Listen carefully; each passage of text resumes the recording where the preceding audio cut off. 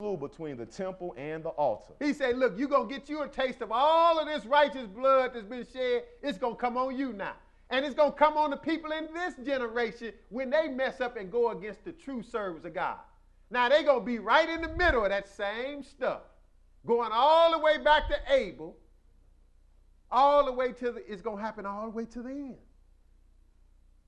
Go ahead, verse 36. Verily I say unto you, all these things shall come upon this generation. See, he let it be known. That's why he sent the apostles after he left. But see, first, before that happened, they got rid of him, the Son. But Jesus just let us know this is the ongoing story. So it didn't get beautified in the New Testament, did it? This vineyard didn't get magically cleaned up in the New Testament, did it? No, it's worse than ever. And it's going to continue to be a messed up vineyard, according to what Jesus just said. Matthew 21. Let's go back and read it again. Let's read that parable again. Matthew 21, back up just a page. Matthew 21 and verse 38. This is what he said happened in this parable he gave about the vineyard. 38. Let's see what they did to the son himself. Go ahead. But when the husbandmen saw the son, they said among themselves, this is the heir. See, now he done sent servants and servants and servants. They killed them. They misused them like the story that went. But now the son came. It wasn't no different. They said, this is the heir what? Come, let us kill him and let us seize on his inheritance. Uh-huh. And they caught him and cast him out of the vineyard and slew him. See, that's what happened to the son. Nothing changed. The vineyard is messed up by these pastors and these prophets and these priests and these reverends and these doctors. The vineyard is messed up. So he said they caught him, verse 39, and they caught him talking about the son, and he said they cast him out of the vineyard and slew him. Pay attention, they didn't even slay him in the vineyard. See, the Lord had that happen for a reason. They didn't slay him in the vineyard. First of all, they cast him out of the vineyard. They want to show, look, we running this. They cast him out of the vineyard and they slew him. See, that all means something. But now let's go a little further. Let's go to John 19. See, that's symbolic of something with the Lord. He's trying to show you that this vineyard is polluted. Even they made sure, which was from the Lord, that Jesus didn't die in the vineyard, so to speak, in the capital. They cast him out. You might say, well, that don't mean too much. Well, he's telling you it means something. It's letting you know the status of the vineyard, which really includes the whole world now, and the way you got to look at it if you're going to get close to the Lord. If you're going to get close to the Lord, you ain't going to find him in the vineyard, brothers and sisters. In other words, you ain't going to find him in the status quo religion. You ain't going to find him in all this tradition that everybody else is doing in the vineyard. You're not going to find him there. You got to go where they cast the master at. They cast the master outside the vineyard and slew him, didn't he? Let's see. John 19 and verse 18. John 19 and verse 18. Go ahead. Where they crucified him and two others with him, on either side one, and Jesus in the midst. See, it's talking about where they crucified Jesus. That's what they did. That's the way the Romans killed people. They crucified him, two thieves with him, and he in the midst. Verse 19. And Pilate wrote a title and put it on the cross. And the writing was, Jesus of Nazareth, the King of the Jews. See, now Pilate, he had he started getting some understanding. He knew that, hey, Jesus hadn't done nothing wrong. And he went along with it because really it had to happen. But he was trying to save face. He even washed his hands. He said, I'm innocent of this guilty man's blood.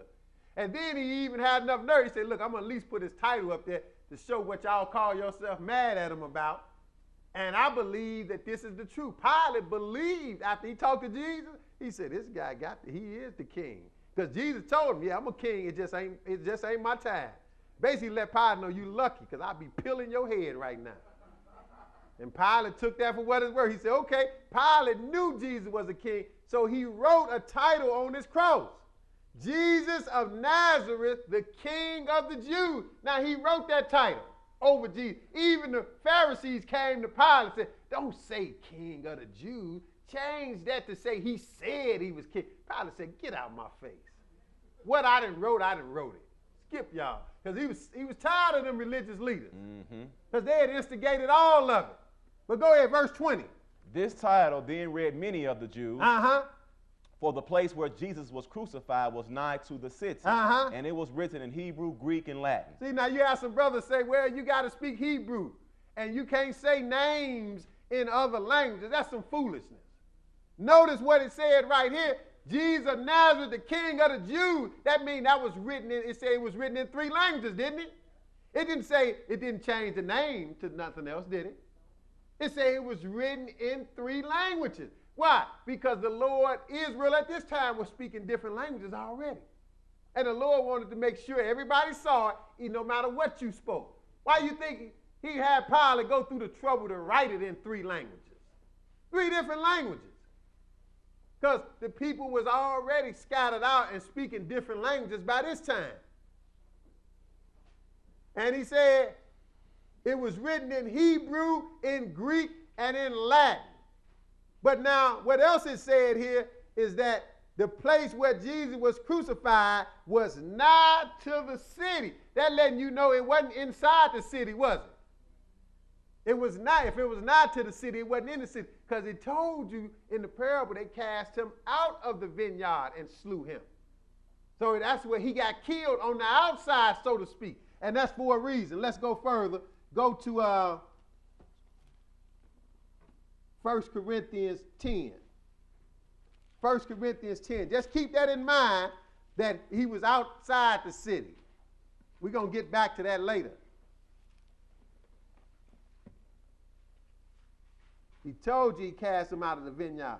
1 Corinthians 10, because I want to deal with this first, because people will say, well, yeah, Israel got messed up, but see, the Lord gave it to the Gentiles.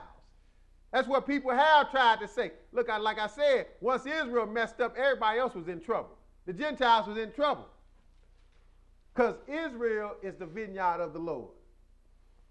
They are the people who the Lord gave it to. So if they don't do it right, the Lord ain't going to nobody else. That's why to this day, people just have not been hearing the word of God as a whole.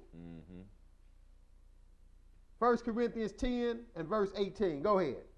Behold, Israel after the flesh. Are not they which eat of the sacrifices partakers of the altar? See, now Paul was trying to tell the Corinthians, when we come into this truth, whether you are Gentile or Israelite, if you spiritual, we all one.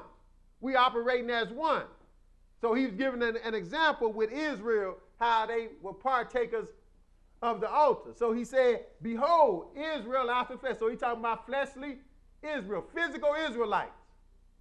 Behold, Israel after the flesh. Are they that which eat of the sacrifices partakers of the altar?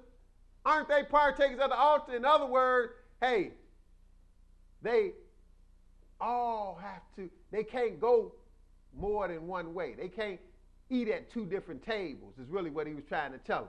But go ahead. They got to operate on one accord. But go ahead, verse 19. What say I then? That the idol is anything, or that which is offered is sacrifice to idols is anything. See, really letting them know you can't go both ways. We all got to operate. We supposed to be one. We got to operate on one accord. We can't serve 2 different gods like people that try to say, well, you serve that your way and I serve my way. No, that don't work.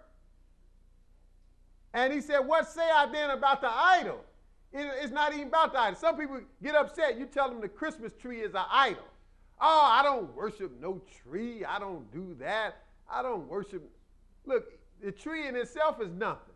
Even an idol is nothing. It's what it stands for, and it's who behind it that you really worship, because it all comes from Satan the devil, if it's contrary to God. So that's what it stands. So that's why he said, what say I then? That the idol is anything, or that which is offered in sacrifice to idols. Is that anything? Is that really the main issue? No, what? Verse 20. But I say that the things which the Gentiles sacrifice, they sacrifice to devils, and not to God. And I would not that ye should have fellowship with devils. You see what he told? Now, Paul was the minister to the Gentiles. But he telling the Corinthians, look, we all got to come the same way. We can't partake in this and partake in that. It's just like some people tried to say, well, I'm going to come to church. I see Saturday is a Sabbath day. I'm going to come over